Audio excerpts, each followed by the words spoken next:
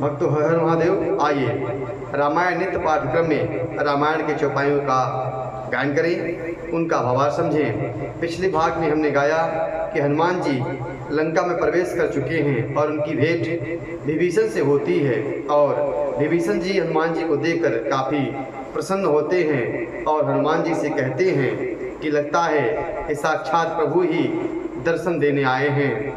तब हनुमान जी ने बताया कि मैं उनका दास हूँ। आइए इसी क्रम में आगे के हम चौपाइयों गायन करें, उनका भावार्थ समझें। कथा अच्छी लगे तो YouTube चैनल को सब्सक्राइब जरूर करें। सुनहु पवन सुत रहनी हमारी, जिम दस नहीं महु जीभ विचारी। तात कबहू मोहि जानी अनाथा, करी हई कृपा भानुकुल नाथा। तामस तन कछु साधन नाही, प्रीति न पद सरोज मन माही। अब मुहि भाव भरोस हनुमंता, बिनु हरि कृपा मिलई नहीं संता। विभीषण जी ने हनुमान जी से कहा कि हे पवन पुत्र, मेरी रहनी सुनो। मैं यहाँ पर वैसे ही रहता हूँ जैसे कि दांतों के बीच में बेचारी जीव रहती है, उसी प्रकार मैं लंका में निवास करता हूँ। हे तात, मुझे अनाथ जानकर सूर्यकुल के नाथ श्री रामचंद्र जी क्या मुझ पर कृपा करेंगे? मेरा शरीर तामसी है, राक्षसी है और राक्षसी शरीर, तामसी शरीर होने के कारण इस शरीर से भजन नहीं बन पाता है। मन में श्री रामचंद्र जी के चरण कमलों में प्रेम है, परंतु हे हनुमान, अब मुझे विश्वास हो गया कि हनुमान जी जैसे मुझके मिल गए, आप मुझे मिले तो मुझे भरोसा हो गया कि श्री रामचंद्र जी की मुझ पर कृपा है, क्योंकि बिना हरि की कृपा के संत नहीं मिलते हैं। बिनु हरि कृपा मिलई नहीं संता। आगे विभीषण जी हनुमान जी से क्या कहते हैं? जो रघुवीर अनुग्रह कीना, तो तुम मोहि दरसु हठु दीना।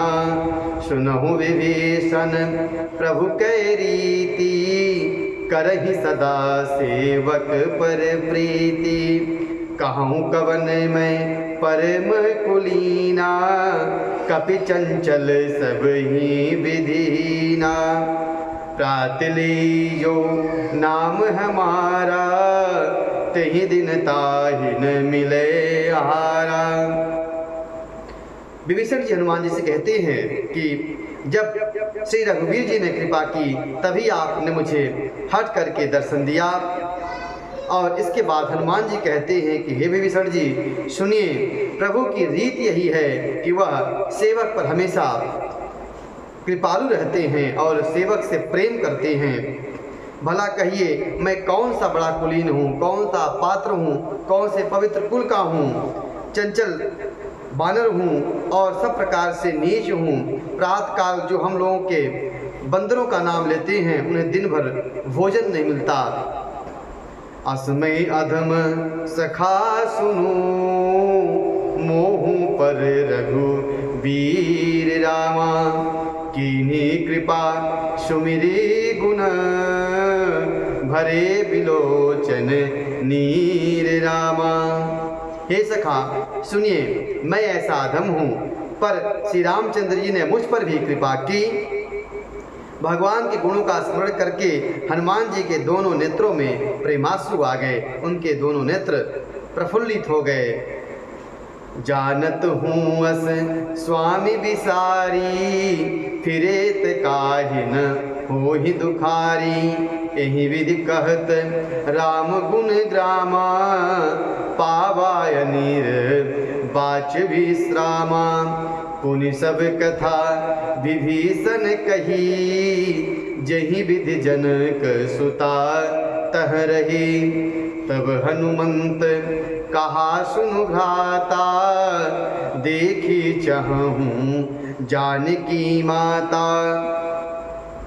आगे हनुमान जी कहते हैं कि जो जानते हुए भी ऐसे स्वामी श्री रघुनाथ जी को भूलकर विषयों के पीछे भटकते हुए फिरते रहते हैं, वे दुखी क्यों न हो। इस प्रकार श्री रामचंद्र जी के गुण समूह को कहते हुए वे अनिर्वचनीय परम शांति को प्राप्त हुए। फिर विभीषण जी ने कहा कि विभीषण जी ने श्री जानकी जी का पता बताया जहाँ लंका में वह रहती थी। सब वृत्तांत बताया हनुमान जी से कि कैसे वहाँ तक पहुँचा जा सकता है। और इसके बाद हनुमान जी ने कहा कि हे भाई सुनो, मैं माता जानकी के दर्शन करना चाहता हूँ। जुगुत विभीषण सकल सुनाई, चले पवन सुत विदा कराई। कई सोई रूप गयऊँ पुनीत हवा, बनय शोक सी तार है जहवा। देखी मन ही मन कीन प्रणामा, देखी मन ही महु कीन प्रणामा। बैठी बीती जात निसी जामा, कृष तनु शीस जटायक बेनी। जपत हृदय रघुपति गुण श्रेणी। विभीषण जी ने सब युक्तियां कह सुनाई, कैसे अशोक वाटिका तक हनुमान जी पहुँचेंगे। फिर हनुमान जी ने पहले जैसा रूप जो लंका में प्रवेश करते समय कैसा रूप धारण किया था, मसक समान रूप कपिधरी। लंका ही चले सी सुमिरी नर हरि। तो जैसा लंका में प्रवेश करते समय हनुमान जी ने रूप बनाया था, ठीक वैसा ही मसक का रूप यहाँ पे धारण किया और अशोक वाटिका की ओर चल दिए जहाँ माता सीता जी रहती थी। आगे हनुमान जी अशोक वाटिका में पहुँचते हैं और माता जी को देखकर उन्होंने मन ही मन में प्रणाम किया। उन्हें बैठे रात्रि के 4 पहर बीत गए। उन्होंने देखा कि माता जी का शरीर दुबला हो गया है, सिर पर जटाओं की एक बेड़ी लट है, हृदय में श्री रघुनाथ जी के गुण समूह का जाप कर रही हैं और प्रभु के नाम का स्मरण कर रही हैं। निज पद नयन दिए मन, राम पद कमल लीन रामा। परम दुखी भाग पवन सुत, देख जानकी दीन रामा। श्री जानकी जी के नेत्रों को अपने चरणों में लगाए हुए हैं, नीचे की ओर देख रही हैं और उनका मन श्री रामचंद्र जी के चरण कमलों में लीन है। जानकी जी को दीन दुखी देखकर हनुमान जी बहुत दुखी हुए। तरु पल्लव महु रहा लुकाई, करई विचार करो का भाई। तेहि अवसर रावण तह आवा, संग नारी बहु किए बनावा। बहुविधि खल सीतहि समुझावा, सामदान भय भेद दिखावा। कह रावण सुनु सुमुखि सयानी, मंदोदरी आदि शिवरानी। हनुमान जी वृक्ष के पत्तों में छिपे हैं और विचार कर रहे हैं कि क्या करें, क्या करूं। उसी समय बहुत स्त्रियों को साथ देकर और सज धज कर रावण वहां आया। उसने दुष्ट सीता जी को बहुत प्रकार से समझाया, डराया, धमकाया, साम दाम भय और भेद दिखलाया। रावण ने कहा, हे सुमुखी, हे सयानी, सुनो। मंदोदरी आसव रानियों को कहा।